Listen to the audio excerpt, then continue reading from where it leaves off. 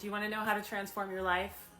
I look better at 40 years old than I did at 30. The way that you transform your life is to not overgive. A lot of us are overgivers, okay? We focus all of our attention outside of ourselves instead of cultivating the ground underneath us. If you imagine a plant in a pot, if it spends all of its time reaching for something else and not focusing on building and creating roots, you're just gonna fall right out of your pot, okay? You are a plant, you're meant to focus your energy beneath you to create abundance. All right, we cannot create abundance by externalizing our energy, by pouring into everyone else. Some of you guys are chasers. I used to be a chaser. You know what we do when we chase people? We chase them away. We effectively chase them away. It's like whatever we are reaching for, we're pushing farther away because we're coming from a place of desperation. We're not coming from a place of grounded self-love. Okay, so I'm going to start getting on here and talking more about this because this is how I changed my life. I really and honestly do look better at this age, at 40. I turned 41 in a few months. I look better at 41 than I did at 31 or 21. And it's honestly because I pour into myself now. I'm not a chaser. And guess what? Now life is chasing me. I have opportunities showing up because I'm not chasing them. When you attract energy, it means that you're standing in your power. When you are not chasing, you're attracting, it means that you are in love with your own essence. That you don't need someone else's essence to make you complete. That your essence alone is enough to fuel you, to fill you. You're already whole, right as you are right now. The more that we chase other people and other things, the more that we leave our center, okay? And I think this especially relates to female identified folks. Because oftentimes we're taught to give our power away. We're taught to chase other people. We're taught to trick them into falling in love with us. All these really ridiculous tactics from the old paradigm energy. Now we understand that whatever we attract is what we are. So if we're in a high vibration, guess what? We're going to be attracting high vibration things and people. We're going to be attracting job opportunities, friend opportunities that are at our level. But when we're in a low vibration, it's the same thing. We're going to attract low vibration people and energy. And we're going to chase away the things we want by chasing them. So I want you to do an exercise. Just close your eyes and take a deep breath and imagine that you are the version of you that you've always wanted to be. Okay, if you're trying to lose weight or look better or embody more power, confidence, whatever it is, imagine that you've already accomplished this, that you're standing in your own power. How do you feel? The idea, after you've captured this feeling, the idea is to bring that feeling into your everyday life. Instead of creating this theoretical scenario of someday I'm going to get here, start embodying that energy now. The truth is, that's how I did it. I started, it's like, believe it until you can be it. You know, this fake it till you make it is part of it, but it's not about faking it. It's about shifting your dynamic, shifting the energy that you possess so that you are now in an energy of attracting what you desire because you're now no longer seeking it. You recognize that the soil underneath you is important. It all comes back to self-love. Okay, I'm a self-love coach. I'm a trauma coach. I'm a spiritual teacher. I do a lot of things. I wear a lot of hats. And you know, it's because I came here to inspire people through all the different various things that I offer. But part of the reason why I got here and have so much to offer is because I've been through a lot. I've experienced trauma and abuse and abandonment and homelessness and poverty and and drug addiction and all kinds of stuff that's really, really tough. Okay, but and the reason why I had to go through all that is because I didn't love myself. I was raised in a toxic household where I was abused on a regular basis. My teachers abused me. I was bullied in school. And so, you know what? I was the ugly duckling that became a swan. But I didn't become a swan until I was practically 40 years old. And a lot of people in their 20s think that 40 is old, that you have to be, you know, that you have to get Botox and do all kinds of stuff to change the way you look in order to still be relevant. That's bullshit. And you know what? We're creating the rules for this new paradigm. The more that we give our power away and let other people tell us who we should be, what we should look like, the more that we're in misalignment with this higher version of ourselves. We need to start showing love and investing in the things that matter to us. If all we're ever doing is going out there and pouring all of our vital essence into other people, then we're making them stronger. We're building them up. There's nothing wrong with that. But when you're leaving yourself neglected to go give other people love, how do you think that's going to pan out for you in the long run? That other person's going to receive all your love and you're not receiving any of it. And guess what? They're not really giving you any love either, are they? Because you've signed up to have this chaser running dynamic, right? My whole life I've been that person. I was the unchosen one. I was the one that got bullied. Like I said, I was the one that got abused. I was the one that ended up with toxic people who treated me like shit. Guess what? It's because I treated myself like shit. Maybe not consciously, definitely not consciously. All right? It all starts with the way we treat ourselves. We have to start showing up for ourselves first instead of over giving to everyone else. So again, I want you to close your eyes and imagine this version of you. How do they walk? How do they talk? How do they feel? How do they act? What do they do for a living? Okay? And then try to embody this on a regular basis. Part of it is being authentic. Okay? It's not about pretending to be someone else. Talking about getting on TikTok and pretending that you have all kinds of money and that all kinds of people follow you or whatever it is that people value these days. It's about honoring where you are now and falling in love with who you are now. That's how you become your best version. It sounds crazy because if you don't really like who you are now, how can you fall in love with that version of you? Well, the way is to stop overgiving to people that don't treat you well, because part of the reason why you feel in misalignment with yourself is because you're in misalignment when you're reaching and chasing, okay? We have to come back. The reason why I look better and feel better and am more successful and more happy and embodied at this age than any other age is because I quit a business that didn't serve me to do what I love for a living. It's because I walked away from all the people that treated me like shit. I had boundaries. I said, you know what? With respect, I'm not going to tolerate this kind of dynamic anymore. I'm going to move on. And I'm talking family members, friends, everyone. And you know what? They didn't believe in who I was and what I was trying to do because they didn't see my vision. And that's exactly why I had to walk away from them to become this version of me. I became this version of me by going all in on myself. Even though at that time I didn't really love myself, I knew that it started here. I started making content about self-love even before I had got there. Okay? And then the biggest thing you can do for yourself is start to create disciplined action every day. This started for me during the pandemic. I started creating a list of everything I did during the day because I was self-employed and my business kind of tanked.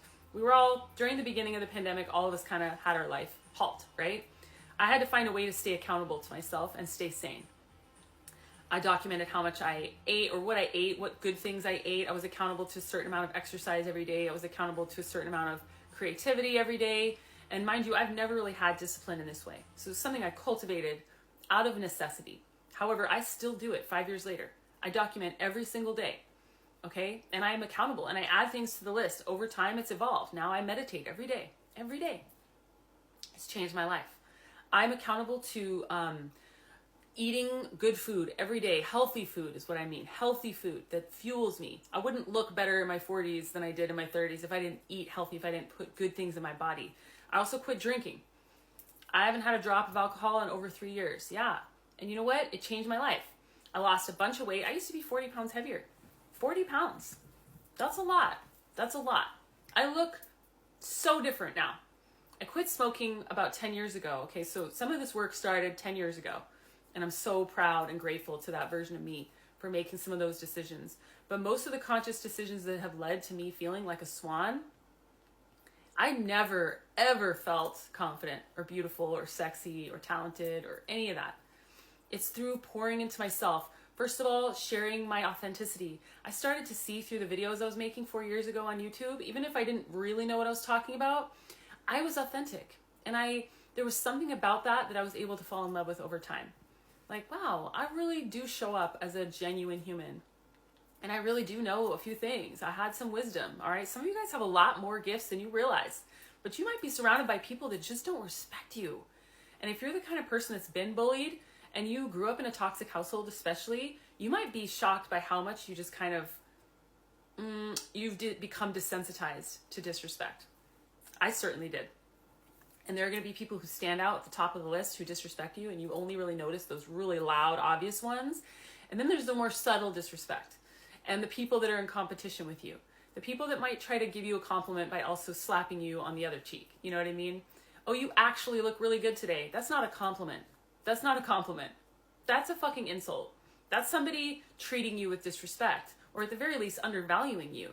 When somebody tries to act like you're a show-off for sharing your gifts, that person is not healthy. That's toxic, okay? You need to surround yourself with people that can nurture you.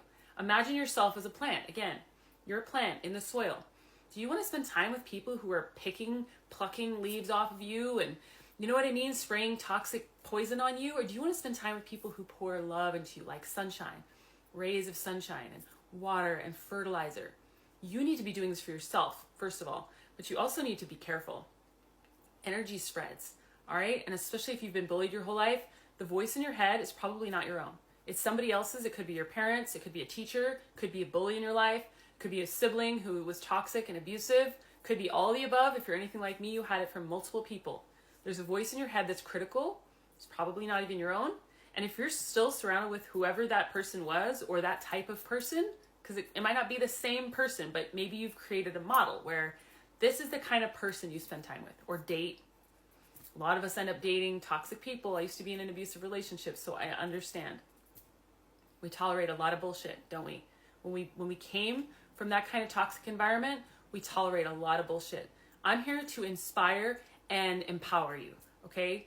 I'm a self-love coach. Like I said, I'm a trauma coach. I learned about trauma while I was healing my own, so I was able to be a witness and in the experience at the same time. It was really not fun, but now I know what it's like to go through it, and I want to be there to guide others through. All right, I also read tarot and do a lot of other things, but I want to start talking more about why I'm here.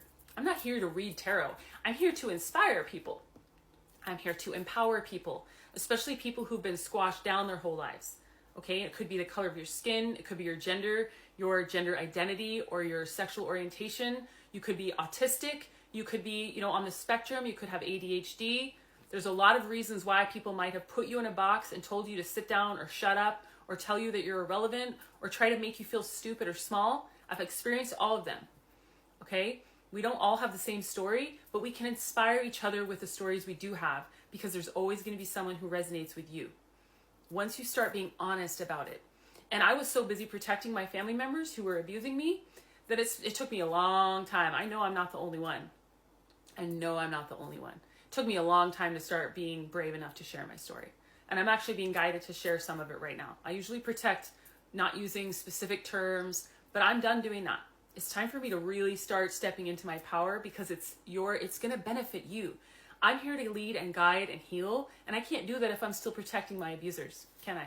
My mom was one of my biggest abusers. That's why I don't talk about it, because I love her still. We're not in each other's lives. I walked away from her 3 years ago because her love is conditional and toxic. I still respect her as a human, and she brought me into this earth, and a lot of the reason why I am this version of me is because her genetics and her, there were things that she gave me that I really am grateful for. But I'm no longer going to protect her narrative and her story over myself, okay? Your inner child is inside of you right now, asking for you to advocate for it. If we're so busy advocating for everyone else, that leaves our inner child vulnerable. And if you've had the kind of childhood trauma that I've had, your inner child fucking needs you now.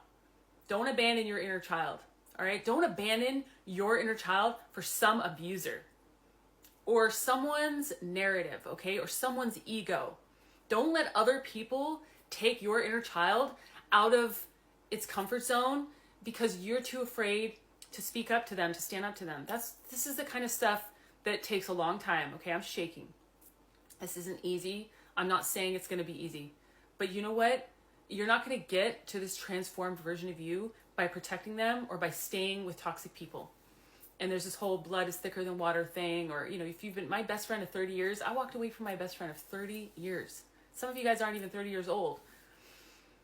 That's a long time. That was my longest relationship with a human that wasn't a family member. And I walked away because at the end of the day, as much as I loved her and as much as I do believe underneath everything she loved me, she was always in competition with me. When I started losing weight, she made me feel guilty about it because she hadn't been losing weight. You know what I mean? Misery loves company. Make sure that you're surrounding yourself with people that can actually celebrate your wins for you.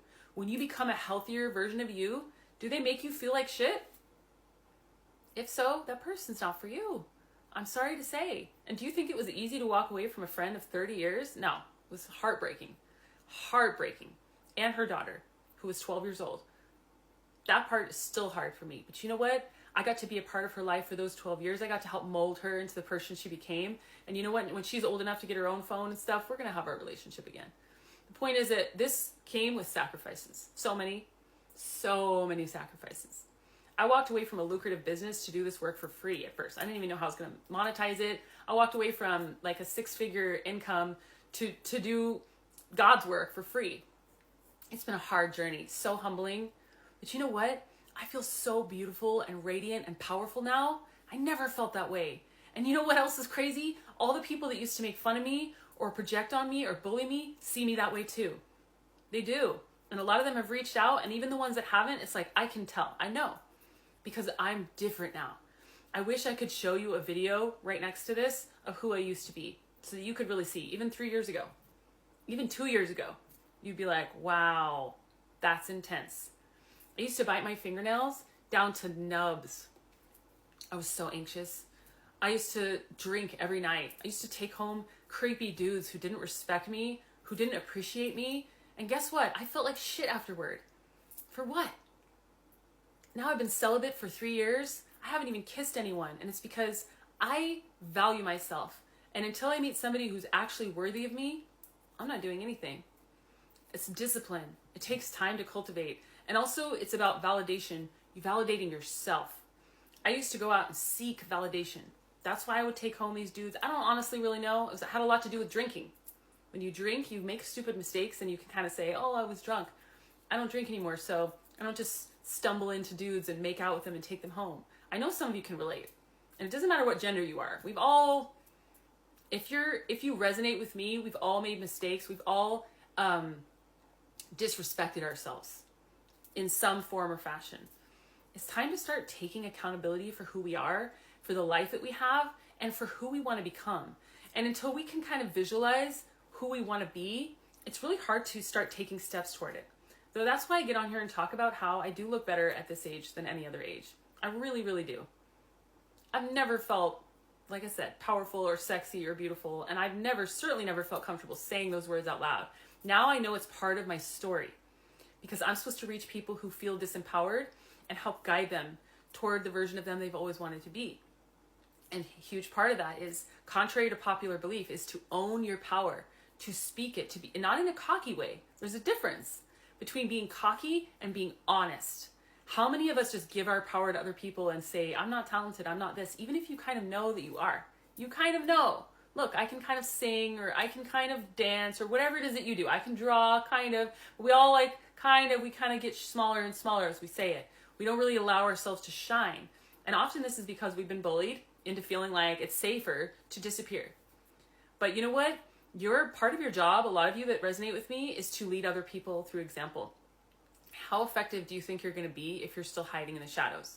If I was still hiding in the shadows, I couldn't really lead anybody. If I wasn't really telling my story, they couldn't relate to me. If I wasn't willing to shout out my accomplishments, how could people know where I started versus where I've gotten? I have crawled through darkness, a dark tunnel of healing, what we call shadow work. And you know what I mean? Ego death and trauma healing for 10 years now. I started this journey when I was 31, when I left my abusive partner, when I quit smoking.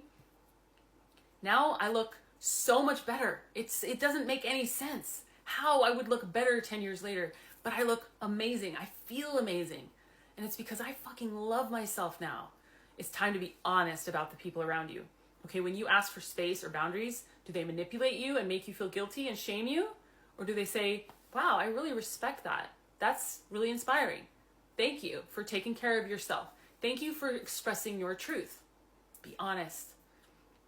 All right, I get on here and share this stuff because it's not easy for me, okay? I'm shaking. But I get on here because I want you to know you're not the only one going through this, and that I'm here to guide and lead, not just through these videos, but I offer transformational mentorship, self-love, and spiritual guidance. And I can help you address trauma, learn how it impacts your body and your mind, your physiology, your nervous system, and also help you align with the high vibration timeline you want to get to.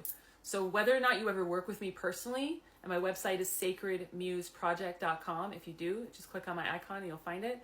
Whether you ever work with me personally or not, my videos are always going to be a representation of this energy that I've transmuted to get here. It has not been an easy journey. So whoever showed up, thank you for being here. All right, if you don't currently follow me, please do. I'd love to see you again. And again, if you want to work with me, dive in. We can do a consultation call, just a short one, 15, 20 minutes, just to get to know each other, and it's free. There is no risk. Just so you can vibe with me and see how it feels, talk about your goals, and see if I can help you. Because I'm not here if I was here to make money, I would never have left my old business. I'm here to help people. I'm here to transform your life so that you can have a win like this, the one that I'm having. I'm in a season of win. And some of my ego doesn't even believe it's happening because of the life I've had. But it's real. And it can happen to you. You just have to start investing in yourself, okay? So either way, I love you. Thanks for being here. Again, if you don't follow me, please do. My website is sacredmuseproject.com if you want to dive in or inquire about a consultation call. But either way, have a beautiful fucking day. Go seize this day and this powerful transformative energy. And the more you dive in and invest, the more you're going to get back. This is a very fruitful time for a death rebirth, for going all in on your dreams. So I love you, and I'll see you next time.